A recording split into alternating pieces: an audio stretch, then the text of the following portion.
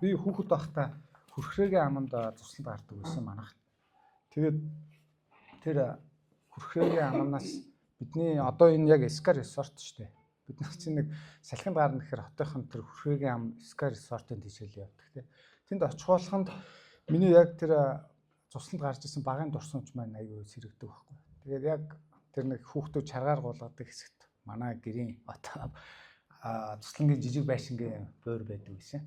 Тэндээс нэг зүйл тэр хойшоо богд бол руу харахаар нэг юм тэмээ хад гэж нэрлэдэг. Яг ингээд нэг тэмээ шиг харагдаг, хад харагдаг гэсэн баг.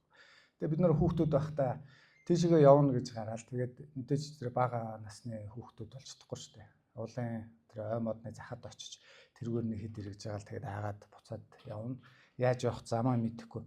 Тэгээд үнэхээр хүүхдүүдээ салхинд гарах болгонд тэр дурсамж аягүй сэрэгдэг тийм. Ялангуяа орон нутгаас ирсэн хүмүүс бол өөрсдөө нутаг орондоо очих ингээ маш их дуртай байдаг шүү дээ тийм. Тэр бол юун дээр толгуурлдаг гэхээр тэр хүний дурсамжинд байд юм байна гэж сүлдээ ойлгоод байгаа байхгүй юу? Олон жилийн дараа. За, ийм сайхан өдөр байна. Ийм сайхан өглөө байна. За, бүгдээрээ өнөөдөр тэгээд 1-р Тимот номын 3-р бүлгээс үргэлжлүүлээд сайхан суралцнаа. 1-р Тимот номын 3-ын 1-ээс 13 дугаар ишлэлдэр энд чуулганы маш чухал хоёр үйлчлэлийн талаар энд Паул Тимотед бичиж үлдээсэн байна. За энэ бол чуулганы ахлагч болон чуулганы үйлчлэгч нар. Энэ дээр бол халамжлагч нар гэсэн байна тийм. Энд чинь бол чуулганыг хончлагч, хончид гэсэн бас үгээр явдаг. Бүгдээрээ 1-р Тимот 3-ын 1-ээс 13 дугаар бүлгийг хамтдаа уншицгаая.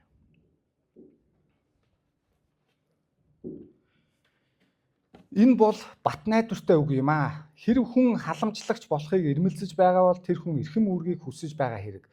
Тиймээс халамжлагч нь буруутгагдах алдаагүй байх ёстой ба нэг их нэртэй, бие захирдаг, хянуур, журамтай, зочломтгой, заах чадвартай, архитан согтуурдаггүй, танхаардаггүй, харин дүлгөөн, хэрүүлж бус, мөнгөнд шунхаардаггүй.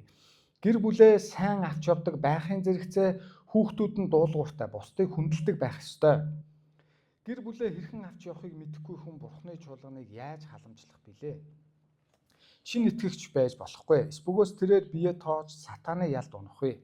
Харин тэрээр гадны хүмүүсийн өмнө нэр сайтай байх ёстой. Тийм бөгөөс буруутгалд өртөж сатааны орхинд унахгүй.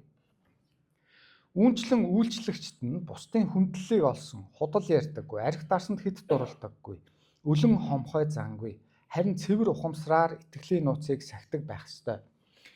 Энэ хүмүүс эхлээд шалгагдах ёстой ба буруутгагдах алдаагүй аваас үйлчлэг. Үүнчлэн эхнэрүүд нь бусдын хүндлэлийг олсон, бусдыг гүтгдэггүй, бие захирдаг, аливаа зүйлд итгэмжтэй байх ёстой. Үйлчлэгч нь нэг их нэртэй, үр хүүхэд, гэр бүлээ сайн авч явдаг хүн байг. Сайн үйлчилсэн хүмүүс сайн байр суурийг олж Христ Есүст итгэх итгэлтэй үлэмж зоригтой болно гэсэн. Паул Тимотед ахлагч, удирдагч хүмүүс ямар байх ёстой юм? Тэднийг яаж сонгох ёстой вэ? Энэ цаашлаад чуулганд зайлшгүй ахлагч, удирдагч, үйлчлэгч яагаад байх ёстой юм бэ гэдэг талаар бичсэн. За 1-р Тимот болон Тит гэх Паулын хоёр яг өөрийнх нь бэлдсэн тэр дагалдагч нар тий тэднэртэй зориулж энэ захиаг бичиж байгаа. За 1-р бүлэг дээр энийг хангалттай ярьсан. Хамгийн ихэнд энэ бол бат найдвартай үг юм гэж Паул энэ 3-р бүлгийг эхэлж байгаа байхгүй. Энэ бол бат найдвартай үг юм. За энэ ямар учиртай юм бэ? Паул нь Христ Есүсийн илч, төлөөний хүн, Бурхнаар дуудагдсан, түүний үгийг тунхаглагч, түүний үгийг итгэгчдэд болон бусдад дамжуулдаг хүн. Тэгэхээр энэ бол Бурхны үг юм а гэж ойлгож болно. Тийм учраас энэ Паул бат найдвартай үг юм а гэж итгэлтэй. Энд бичигдснээс эсрэг байх боломжгүй гэсэн үг. Хэрвээ чуулганы халамжлагч, үйлчлэгч нар байгаа бол энд бичигдснээс эсрэг бүү байгаарай гэсэн санал. Библиэд байдаг сайн ёс суртахуун, за сүнслэг сайн төлөвшлийг энэ төлөвшөлтэй жишээтэй тий Библи сургадаг зүйлтэй Паулын өнөөдөр ярьж байгаа энэ үйлчлэгч, халамжлагч, хүмүүс ямар байх ёстой нийцдэгэ гэсэн үг. Чуулганд байдаг хоёр чухал байр суурийн талаар хэлсэн гин те халамжлагч, үйлчлэгч. За энийг стандарт Монгол орчуулга дээр нэг юм маш тодорхой ойлгомжтойгоор тодорхойлсон байна гэж би харж байгаа. Халамжлагч гэдэг нь епископ гэсэн грек гаралтай үгнээс те халамжлагч, хончид гэсэн үг. Энэ дээр чуулганы гишүүдэд анхаарал халамж тавих, эргэж тойрох, залбирах, гаж буруу сургаалаас хамгаалах, үлгэр жишээ амьдралаар амьдрах үүрэгтэй хүнийг хэлнэ. Халамжлагч, ахлагч гэсэн хоёр байр суурийг зарим хүн адилхан үздэг байхад зарим нь халамжлагчийг ахлагчаас илүү их мэдлэлтэй. Энэ нөгөө пастор, одоогор бол пастрын тухай яриад шүү дээ. Хончин пастор. Ер нь бол чи үүрэг бурхнаар дуудагдсан тэр дуудлагын хувьд бол ижилхэн. Гэхдээ зарим тохиолдолд энэ нөгөө чуулганы бүтцээсээ шалтгаалаад аль нэг байдлаараа илүү одоо бусдыгаа илүү үр хүлээсэн гэж үздэг байна. За үйлчлэгч, диакон гэсэн үг те диаконоос үйлчлэгч.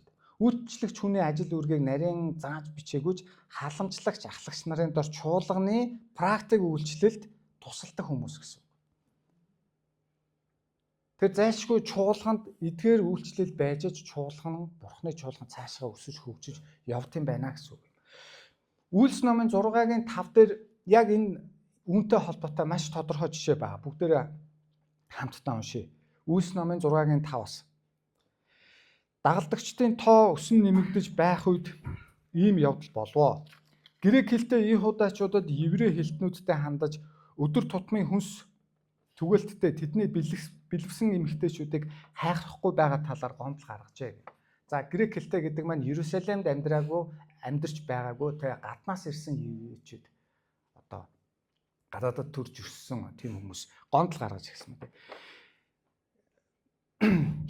Хоол хуваарлалтан дээр тэдний бэлэвсэн бас тийм ядарсан хүмүүс нь орхигдоод байна гэж гомдол гарч байна. За иймээс 12 илч дагалдагчдын бүлийг дуудан цуглуулад 12 илч Есүсийн шавнар тэ Есүсийн илч нар Бурхны үгийг хоош тавиад хоол хүнсний үйлчлэлд анхаарах нь бидэнд зохисгүй байна. Ахан дүүс минь одоо та нар сүнс ба мэрэгүү ухаанаар дүүрэн нэр хүндтэй 7 эрэг дундаасаа сонго. Үйлчлэгч нар хаанаас сонгогддог байх нь вэ? Чуулган дотроосоо сонгогддог. Чуулган дотроосоо хүндлэлийг олсон бас үйлчлэх зүрх сэтгэлтэй тийм хүмүүс гарч ирдэг байна. Сонгогдсон. Тэгвэл бид энэ үргийг тэдэнд хариуцуулаад өөрсдийгөө залбирал ба үгийн үйлчлэл зориулъя гэсэн байна. Халамжлагч одоо пастор ахлагчдын гол үүрэг юу вэ? Залбирал, үгийн үйлчлэл, заал сургах, чиглүүлэх тэ. Энэ үг бүлийн бүх хүнд зүйтэй санагдсан тул тэд итгэл ба ариун сүнсээр дүүрэн Стефан, мөн Филипп, Прохор, Никанор, Тимон, Пармен, Иуда шашны шинэ сүсэгтэн Антиохос гаралтай Никола нарыг сонгожээ. Тэднийг өмнөө зогсоогоод элч нар дээр гар тавин залбирлаа гэсэн байна. За тэгвэл яаж вэ? Элч нарыг сонгохдоо бас гар тавьж залбирч юм те. Эндээс энэ 7 сонгогдсон энд бас дундаасаа сонгогдсон те бурхныг зүрх сэтгэлээсээ дагдаг хүмүүс байгаа гэдгийг анхаараарай. За тэгээд энэ дундаас ирээдүйд чуулганы номлогч нар яг энэ элч нартай ижилхэн ажил үүрэгтэй халамжлагч нар бий болсон гэдэг бид нар Үйлс номоос уншиж байна. За тэгвэл халамжлагч, үйлчлэгч хоёрын ерөнхий ялгаа гарч байна те. Халамжлагч бол илүү бурхны үгийг тунхагладаг, удирдах, чиглүүлэх, заах үүрэгтэй бол үйлчлэгч нар практик үүрэгтэй. Чуулган дотор илүү деталь анхаарал халамж хэрэгтэй байгаа хүмүүс рүү сүнслэг хэрэгцээ байгаа хүмүүсийг олж чад тэднэрт үйлчлэхээ гэсэн. За мөн энд бол чуулганы санхүү, барин, эд зүйл те чуулганд шаардлагатай тэр зүйлүүдийг зохион байгуулдаг хүмүүс байх нэ. За тэгвэл чуулганд пастор ахлагчид, үйлчлэгчид зайлшгүй шаардлагатай. Энэ бидэнд дундаас өөрсдөө зүрх сэтгэлээрээ энийг хүсэн тэмүүлж хийх ёстой, гарах ёстой байна. Тэгэхээр Тит номын 1-ээс 5 дугаар бүлэг дээр нэг юм зүйл байна. Би чамаар дутуу гүйцэлгэж зааварлсан ёсороо хот бүрд ахлагчдыг томилуулах гэж Кретэд үлдээсэн билээ гэж Тит номонд Паул бас Тит гэж дагалдагчтай хэлж байгаа. Чамд зааварлсан ёсороо хот бүрд ахлагчдыг үлдээ. Паулын хийж ирсэн үйлчлэлийг бид нар одоо саная. Хот бүрд Паул сайн мэдээ тараад тэнд итгэгчдийг бий болгож чуулган тарьж ирсэн тийм. Тэгвэл тэр чуулганаас дотроос нь хүндлэгдсэн Бурхныг зүрх сэтгэлээрээ дагдаг хүмүүсийг ахлагчдаар нь томилж явдаг шээ. Тэр ахлагчид дараа нь Паул 1 2 3 дахь хаялаараа дамжуул тэднийг сүнслэг өсөлтөөр нь дэмжиж дахин зааж сургаж те алдсан болвол залруулж ингэж явдаг байсан. Явх болгонда ахлагчдыг томилдог байсан байна.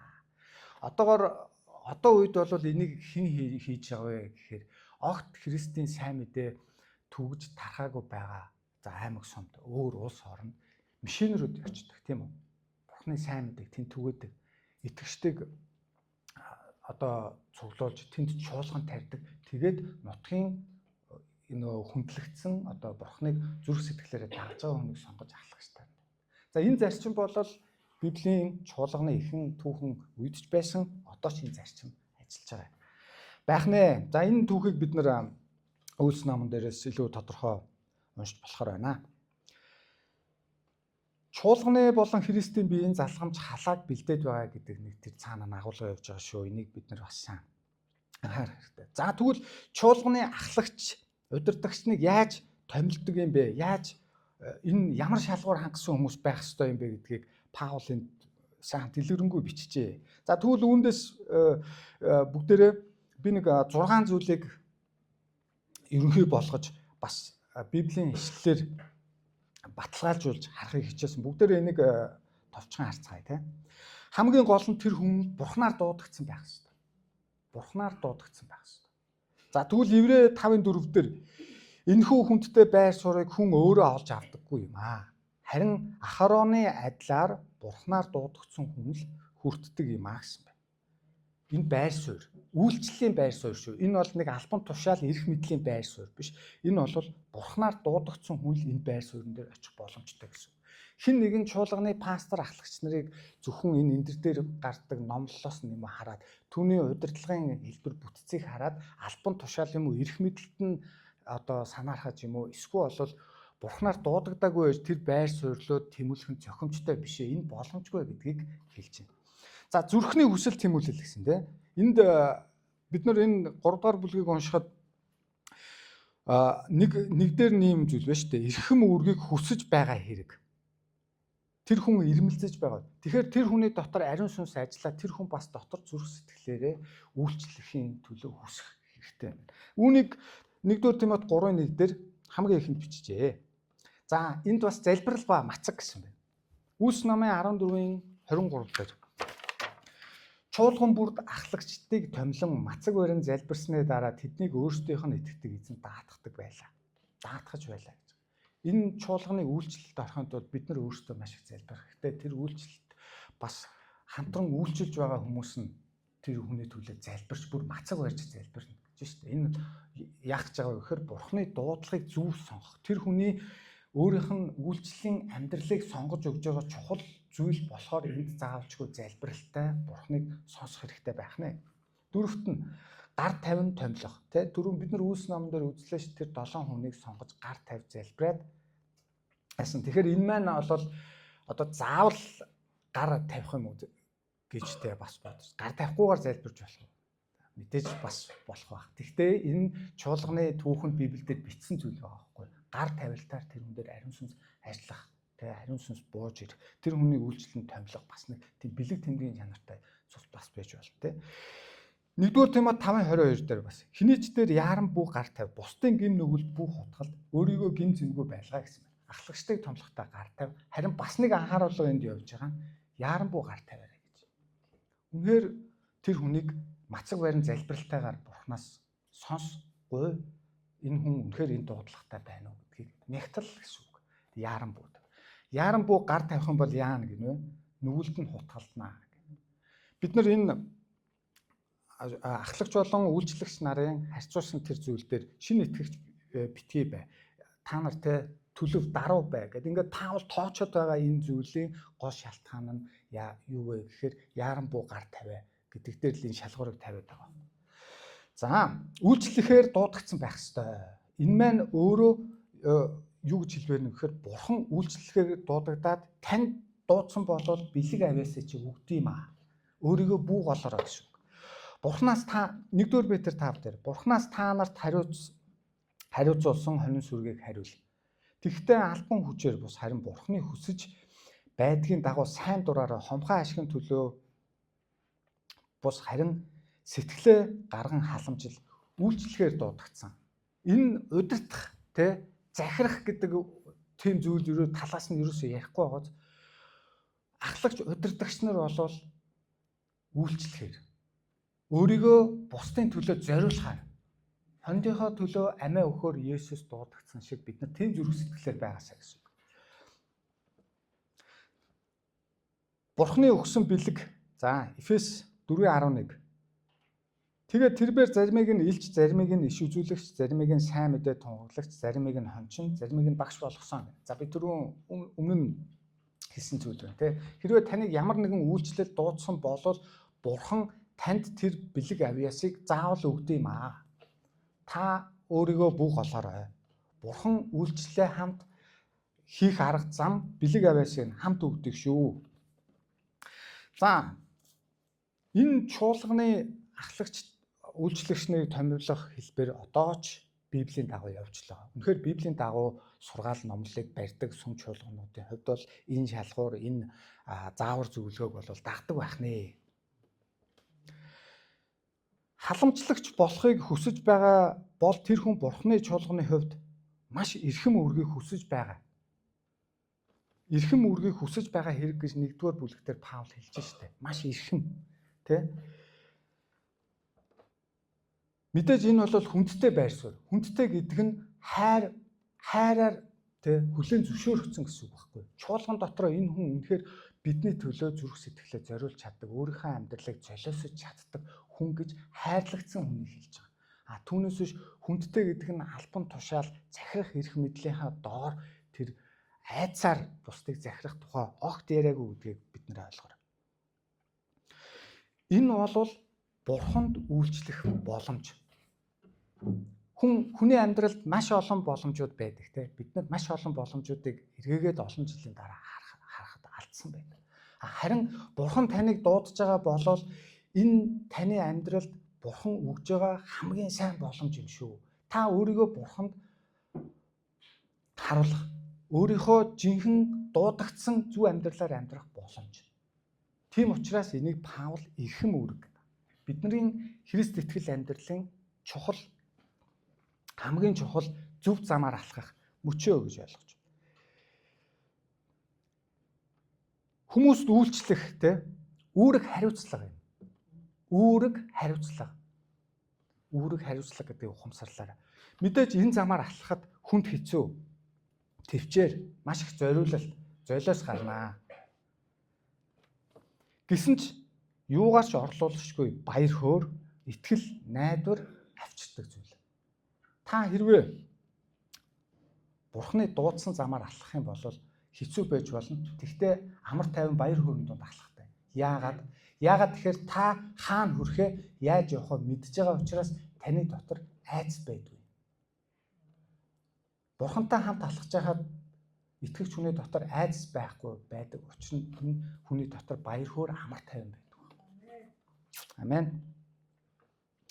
Тэгэхээр ерөөсөө халамжлагч, за энд үйлчлэгч нар ч орно. Энэ бол дээрээс удирддаг ажил биш. Тэ? Араасаа мэдээж дагуулна. Энэ бол чуулганыг доороос нь үйлчилдэг. Үйлчлэл байх нэ, ажил үйлчлэл байх нь. Үйл хэрэг байх нь. Тэр ойлгож байгаа шүү дээ, тэ? Бид нар чуулганыг ахлагч удирдагч нар араас нь яв. Хэн нэг нь ядарч туйлдаж сугарч унах юм бол тэр хүнийг бид нар босгож явна, тэ? Болохгүй бол өргөөд явна. Чуулганыг бид нар Христ рүү чиглүүлээд бид нар үйлчилж араас нь явж байгаа хүмүүс. Ахлагч үйлчлэгч. Өөрсдөө бид нар үлгэрлэн дуурайж хэрхэн явах арга замыг нь зааж өгдөг хүмүүс. За эндээс бүгдээрээ халамжлагч, үйлчлэгч хоёрын Паулын бичсэн жишээг харьцуулсан зүйлүүдийг харъя, тэ. Мэдээж энэ бол маш тодорхой бид нарт ойлгохоор байгаа үстэй. Энд дээр ямар нэгэн ойлгомжгүй бас тайлбар их гүн гүнзгий тайлбарлах зүйл байхгүй байх гэж найдаж байна. За буруутгагдах алдаагүй. үйлчлэгч ахлагч хоёр тий буруутгагдах. За энэ дээр нэг тайлбар хэлэхэд бид нар өөрсдөөсөө шалтгаалаагүй. Бид нар гим буруу зүйл хийгээгүй байж буруутгагдах тохиолдол гарна. Боломж гарна. Энд муу сүнстэй сатан үн төлөө ажиллаж идэг. Ялангуяа чуулганыг удирж байгаа, ахалж байгаа хүмүүст өөрсдөө буруу зүйл нөгөө гим нүгэлд унаагүй, буруу зүйл хийгээгүй байсан ч буруутгал ирэх тохиолдол байдаг. Тэгэхээр энэ дээр Паул юу гэсэн бэ гэхээр хянуур бай гэсэн байна. Хянуур бай. Яагаад пастор ахлагч нар ер нь ихэнх та нар чуулганы байртай пастор ахлагч нарын ингээд хаалганы очиж хараараа дандаа том цонхтой байдаг тий. Бусдын нүдэн дээр ажил нь ил яваа гэж байдаг. Яагаад вэ? Тэр өрөөнд нь мэдээж эрэгтэй хүн пастор байсан бол эрэгтэй хүн ороод зөвлөгөө авах тий залбируулах хэрэгтэй гарч болно. Бусдын нүдэн дээр ил байх хэрэгтэй. Хянуур байгаагийн шинж тий. Би өөрөө энэ зүйлийг хийхгүй ч гэсэн бусад хүмүүсийн нүдэнд буруу ойлголт төрүүлэхгүй тул хянуур бай. За маш олон жишээ байна л да. Ялангуяа итгэгч хүмүүсийн хувьд бол эмэгтэй хүнд тийм дотноссон зөвлөгөө өгөхийг бол бас тийм сайн зүйл биш. Мэдээж болно хувьчилсан хүний нүдэн дээр ч юм уу тустай газар сууж байгаа энэ бол бас бусад хүмүүст сөрөг харагдах. Бас тэрийг буруугаар ашиглах хүмүүс гарч иж магадгүй. Учираас энд хянуур бай гэдэг. Олон зүйлийг бид нар бас бодж болох нь шүү дээ. За буруутгахыг алдаагүй байна. Нэг их нэртэй байх ёстой. За энэ бол тухайн үед грек хэлтэй юм уу? Грек хүмүүс бол олон их нэртэй байх тохиолдол байдаг байсан. 2, 3, 4 тий хөрөнгө мөнгөний хажим. Тэгвэл юудэчүүдийн дунд бол нэг их нэртэй байх ёстой маа гэдэг. За энэ бол бид нар одоо нөхцөл байдалд бол Монголын хүн бүхний их нэртэй тий. Бие захирдаг бусдад хүндлэгдсэн байх хэрэгтэй. Бие захирдаг үйлчлэгчийн хувьд бол бусдад хүндлэгдсэн. За түрүүн хянуур гэдгээр журамтай байх хэрэгтэй. Худал ярьдгүй байх хэрэгтэй. Ёс журамтай байх хэрэгтэй. Та бас хуулиа сахидаг байх хэрэгтэй гэсэн үг. Та ямар улсад хаана амьдарч байна тэр хуулийнхаа доор байх хэрэгтэй. Эрх мэдлийнхаа доор байх хэрэгтэй. За халамжлагч хүний бас хамгийн чухал зүйл бол заах чадвартай байх хэрэгтэй. Зочломтой байх хэрэгтэй гэж тийм. Аль альд нь архитан согтуурдаггүй байх. Архинаас хол байгаарай гэсэн. За нэг зүйлийг анхааруулахад Библиэлд бол архит дарс хэрэглэхийг яг гим нүгэл гэж хэлдэггүй ч гэсэн үүнээс үүдэлтэй гим нүглийн хор уршигын талаар маш их тайлбарладаг тийм. Тэгэхээр эн чинь гим рүү оруулж байгаа нэг алхам байхгүй юу? Нэг хаалгана гэсэн үг. Тэгэхээр үүн дээр анхааралтай бай гэсэн тэр зүйл. За танхаардаггүй тийм. Дүлгөөн хэрүүлж бус мөнгөнд шунхаардаггүй гэдэг нь ахлагч үйлчлэгч хоёрт бас хоёуланд нь хамааралтай. Үлэн хомхоо зангүй гэдэг чинь эн чинь шуналгүй гэсэн үг тийм. За хамгийн сүүлд нь маш чухал нэг зүйл бол гэр бүлээ сайн авч явдаг байх хэрэгтэй. Хоёуланд нь үр хүүхэд гэр бүлээ сайн авч явдаг байх хэрэгтэй. Хэрвээ та хамгийн сайн мэддэг, хамгийн ойр байдаг, хамгийн их цаг хугацааг өнгөрүүлдэг хүмүүсээ бурхан руу чиглүүлж түүнийгээ удирдах чадахгүй бол яаж бурханы хүмүүсийг огт танихгүй хүмүүсийг зан аашийн сайн мэдгүй хүмүүсийг бурхан руу чиглүүлж чадах вэ гэсэн үг. Тийм болохоор хамгийн нэгдүгээр таны ажиллах талбар бол гэр бүл үр хүүхэд чинь байна. Дараа нь та бурханы хүмүүст чуулганд уулзах. Тэгэхээр үр хүүхдүүд нь дуулууртай байна гэдэг бол үр хүүхдүүдэд хэр удирдах үндэ хэр оруулж байна. Та өөрт оногдсон эхлээд үүрэг хариуцлага хэр бурхны өмнө итгэмжтэй хариуцж байна гэдгийн шалгуур. Танд гэр бүлээ бурхан руу чиглүүлэх, гэр бүлээ сайн авч явах чинь таны үүрэг. Энэ үүргээ та бурхны өмнө сайн гүйцэтгэж чадж байгаа бол та бурхны хүмүүсийг хончилж, халамжилж, тэдэнд үйлчлж чадах нэ гэсэн үг. За тэгээд эхнэрүүдэд хамааралтай зүйл бас энэ гарч байна, тий. За энэ бол халамжлагч, үйлчлэгч хоёр тий эхнэрүүдэд бүгдэнд нь хамаатай гэр бүлүүд нь гэсэн үг. Бусдын хүндлэлийг олсон, бусдыг гүтгдэггүй, бие захирдаг аливаа зүйл итгэмжтэй байх ёстой гэсэн. Мэдээж Паулын дээр дурдсан энэ шалгуурууд эхнэрүүдийн хувьд хамааралтай гэдгийг бас ойлгоорой. За тэгэхээр энэ Паулын энэ халамжлагч, үйлчлэгч хоёрын за ийм төгс удирдагч, ийм төгс байж иж бас халамжлагч, үйлчлэгч болох юм уу гэж. Мэдээж энэ үнэхэрийн боломжгүй. Тийм үү? За тэгвэл энэ дээр боломжгүй гэдэг маань юу гэж юм нэхээр та мэдсээр үжиж бүр мэдсээр үжиж гим нүгэл хийдэг болоод энд огт тохирохгүй тийм үү? Та мэдсээр үжиж бусдад маш муугаар нөлөөлөх тэр гим нүгэлтэй холбогдъё гэсэн сэтэл байгаа болоод энд тохирохгүй гэсэн үг байхгүй. Харин та үнэхээр өөрөө мэдээгүй те анзаараагүй байдлаасаа болж тийм гим хийсэн, гимтэйгээ санагдах тэр зүйл хийсэн бол Бурхны өмнө та гим зэмгүй гэж Паул түрүү хэллээ шүү дээ. Энэ та Бурхны өмнө бүрэн гимссэн байх ёстой л гэсэн үг.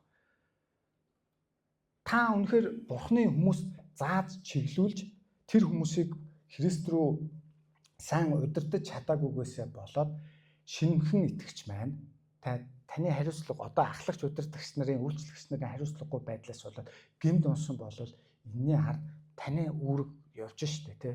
Тэгээ би энэ тухай хэлж байгаа байхгүй. Тэгэхээр хэрвээ ийм зүйл гаргасан бол Бурхны өмнө гимш. Би юун дээр алдаа гаргав? Би яаж илүү сайн болох вэ гэж үргэлж энэ Паулын энэ зүйлсэн зүйл рүү бид нар тэмүүлж тий. Энийг бол хэн хамгийн сайн үзүүлсэн бэ? Хэн хамгийн сайн хончин байсан бэ гэхээр Есүс биднэрт 3 жилийн одоо түгэн хугацаанд элчнээ өөрийнхөө шавнарт үзүүлсэн байхгүй. Тэр зүйл рүү бид нар харж үргэлж Есүстэй ижилхэн болж сайн үйлчлэгийн төлөө яваа гэсэн санааг хэлж байгаа. Түүнээс биш энэ бүх шалгуурыг хангасан энэ бүх зүйл дээр төгс хийдэг халамжлагч үйлчлэгчийг ер нь бол энэ дэлхий дээрээс болоход ховор баг тий. Тэгэхээр бид нэр үргэлж энэ зүйл рүү тэмүүлээрээ энэ зүйлийн өмнө Бурханаас үргэлж хуулж Есүс рүү харж алхаарай гэсэн. Изекиэл номонд 33 дугаар бүлэг дээр нэг маш чухал бас энэ иш үзүүлэгчд хандсан үг л дээ. Хизкээл чинь бол иш үзүүлэгч байсан те. Бурхан тэнд нэг ийм утгатай 33 дугаар бүлэг ихтэл нэг ийм зүйлийг бүр маш тодорхой бас маш шулуун сануулж хэлсэн байдаг байхгүй. Хэрвээ чи чамд өөрийнхөө ард түмэнд анхааруулах үүрэг даалгавар өгөөд чи анхааруулаагүйгээсээ болоод тэр хүмүүс гэмд унах юм бол цусныхан бурууг би чамаас нэхнэ гэд Хизкээлд хэлсэн байгаа. Шууд.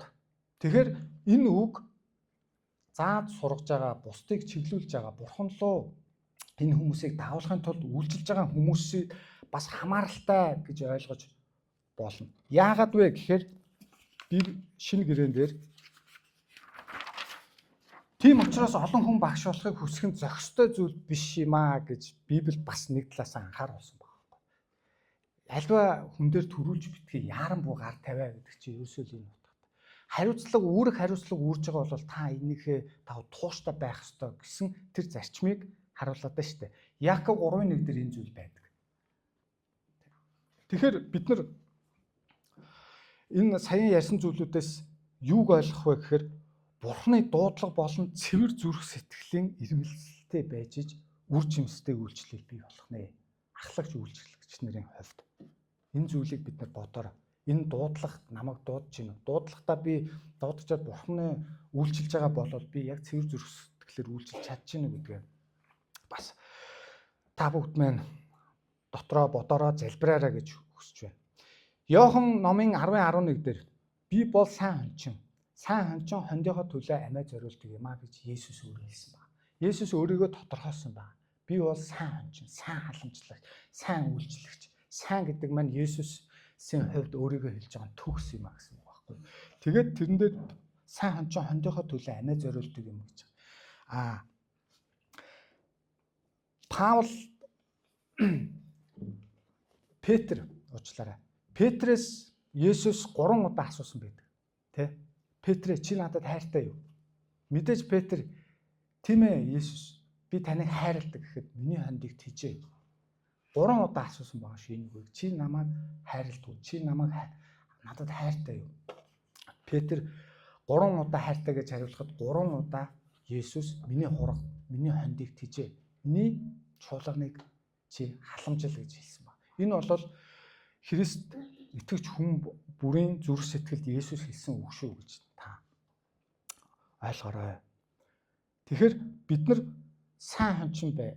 Сайн хондийнхоо төлөө амиа өгдөг тэр зүрх сэтгэл бидний дотор байна уу?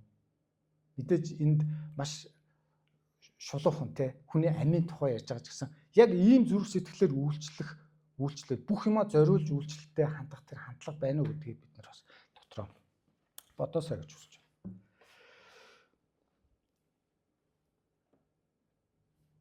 За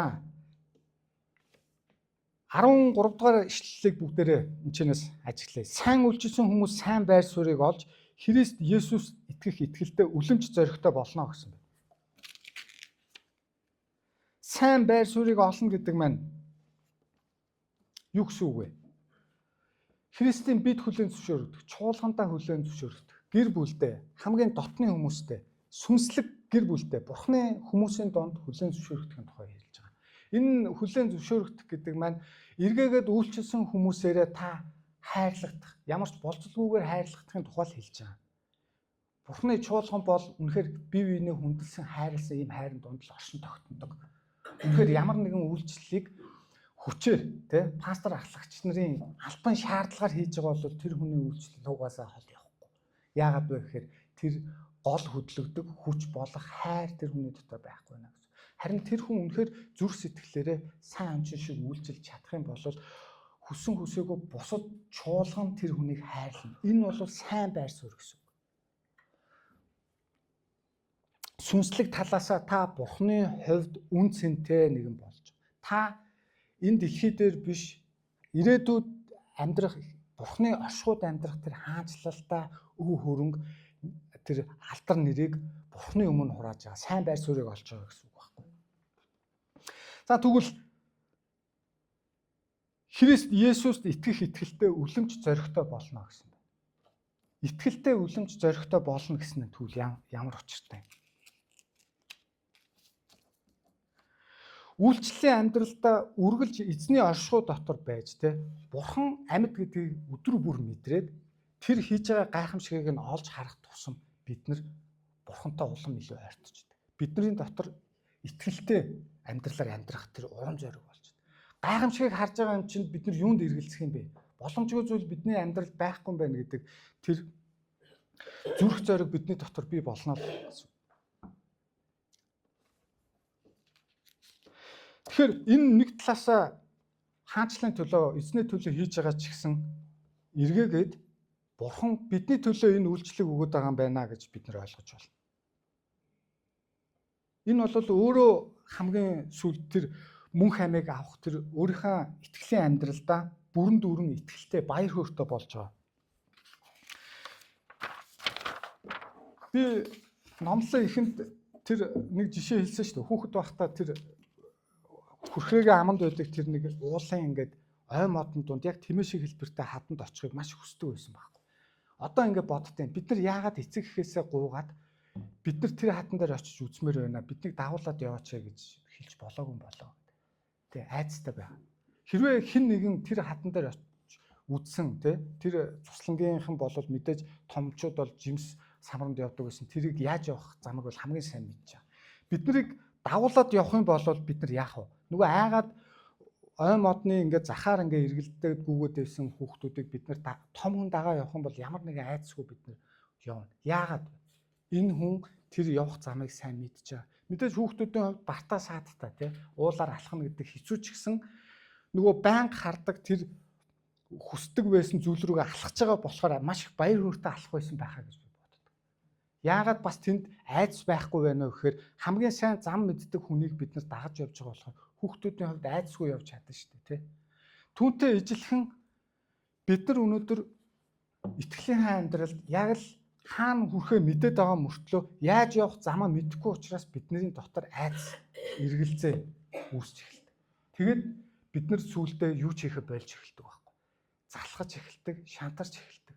Яагаад вэ? Бид нар яаж явах замаа мэдэхгүй байхгүй. Яаж энэ зүйлийг хийхээ мэдэхгүй байгаа.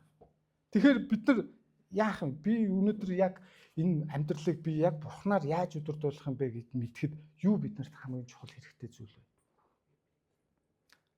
Таус дотроо хамгийн чухал нь бид нар Бурхантай л ойр харилцаатай байх хэрэгтэй байхгүй. Түрүүн бид нарын үйлчлэгч ахлагч нарыг яаж сонгодог тухаарстай Бурхны дуудлага эхлээд хэрэгтэй. Тэ? Бурхны дуудлага бид нар яаж олж харах вэ? Бид нар Библийг өдөр бүр унших, Бурхантай харилцаатай байна. Бурхан эцэгтэй эцэг хүүгийн харилцаатай байж өдөр бүр дотн ярилцж бид нар миний амьдралд юу хүсэж байгааг ойлгож ухаарч чадна үстэй тий. Тэр энэ зүйл бол хамгийн чухал зөв замаар та Есүсээр амьдралаа удирдуулж алхах гэж байгаа бол Бурхантай маш ойрхон харилцаатай байх хэрэгтэй.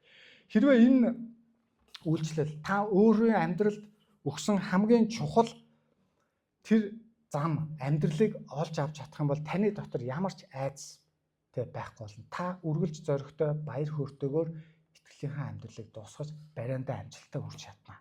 Та энэ зүйлээр би өнөөдөр та бүгдийг урамшуулад тэгээд хамтдаа залбираад номлоо дуусгаж.